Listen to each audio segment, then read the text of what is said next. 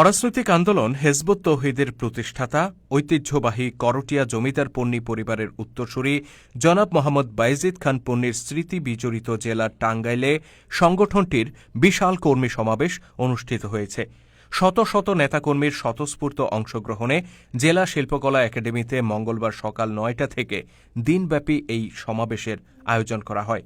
সকাল থেকেই টাঙ্গাইল জেলা হেজবুত তৌহিদের সদস্য ও শুভাকাঙ্ক্ষীদের আগমনে মুখরিত হয়ে ওঠে শিল্পকলা একাডেমি চত্বর। অনুষ্ঠানে প্রধান অতিথি হিসেবে উপস্থিত ছিলেন হেজবুত তৌহিদের শীর্ষ নেতা ইমাম হোসেন মোহাম্মদ সেলিম। প্রধান অতিথির বক্তব্যে তিনি বলেন, বর্তমানে বাংলাদেশে নানা ধরনের সংস্কারের কথা বলা হচ্ছে, কিন্তু কোনো সংস্কারই কাঙ্ক্ষিত শান্তি দিতে পারবে না যদি না সেই সংস্কার আল্লাহর দেয়া হুকুমের ভিত্তিতে হয়। আল্লাহর দেয়া বিধানের আলোকে রাষ্ট্র ব্যবস্থাকে কিভাবে সংস্কার করা যায়, সরকারের কাছে তার রূপরেখা হিজবুত তৌহিদ তুলে ধরেছে বলে জানান তিনি। এ পর্যন্ত দেশ স্বাধীন হওয়ার পরে 17 বার সংবিধান সংস্কার হয়েছে। আপনারাই বলেছেন এই সংবিধান দিয়ে এখন আর দেশটা চলে না। আপনারাই বলছেন এই যে অর্থনৈতিক ব্যবস্থা, এটা দিয়ে আর দুর্নীতি বন্ধ হচ্ছে না। রাজনৈতিক বন্দোবস্ত, নতুন নাম দিয়েছেন আপনারা, শব্দ তৈরি করেছেন বন্দোবস্ত, রাজনৈতিক বন্দোবস্ত করার জন্য বিপ্লব করেছেন। আমরা বলেছি এই ধরনের কোন সংস্কার দিয়ে মানুষের শান্তি আসবে না। একটা মৌলিক সিদ্ধান্ত নিতে হবে সবাইকে, একটা বেসিক ডিসিশন।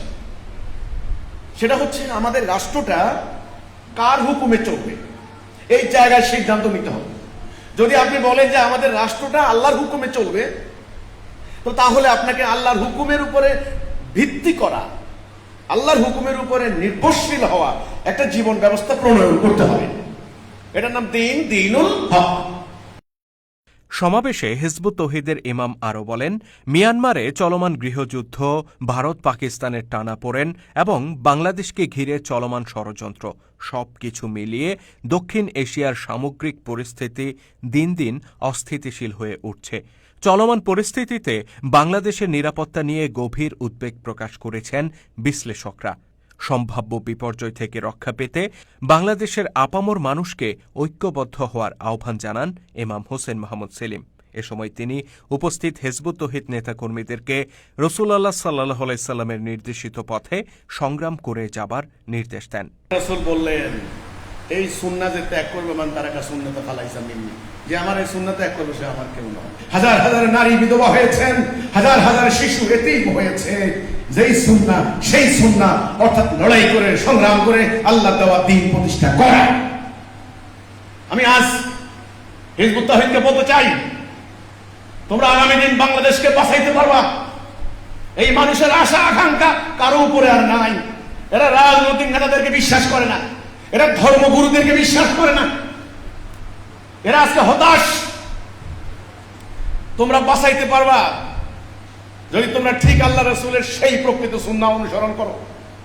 তবে তোমরা ওই যে মাথার মধ্যে বালিশ নয়, মাথার নিচে যদি পাথর দিয়ে ঘুমাইতে পারো, বাঁচাইতে পারবা।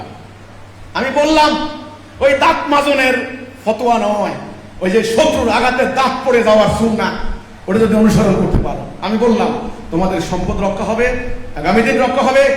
1 ইঞ্চি মাটি তোমাদের কেউ নিতে পারবে না।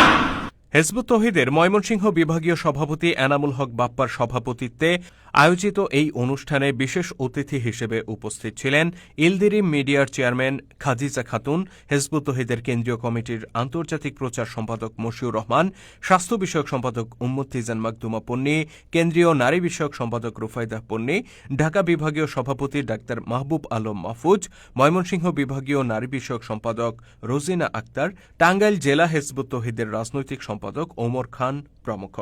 অনুষ্ঠান সঞ্চালনা করেন টাঙ্গাইল জেলা হিজবুত তৌহিদের সভাপতি মুস্তাফিজুর রহমান টিটু।